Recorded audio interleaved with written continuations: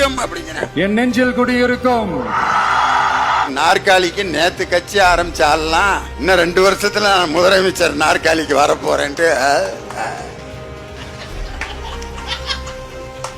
கூட்டணி கணக்குகளை மட்டுமே நம்பி இருமாப்புடன் 200 வெல்வோம் என்று எகத்தால முழக்கமிடும் மக்கள் விரோத ஆட்சியாளர்களுக்கு என் மக்களோடு இணைந்து நான் விடுக்கும் எச்சரிக்கை. நெஞ்சில் குடியிருக்கிறதுனா என்ன அர்த்தம்னா, குடியிருக்கவே எப்ப வேணாலும் காலி பண்ணிட்டு போயிருவேன். என் தலைவர் தான் என் உயிரினும் மேலான அன்பு உடன்பிறப்புகளே. உடன்பிறப்புங்கிற வார்த்தை ஆண்களுக்கும் பெண்களுக்கும் பொருந்தும். ஆனால் என் நெஞ்சில் குடியிருக்கும் அப்படின்னு ஒருத்தர் பேசிட்டு இருக்காரு.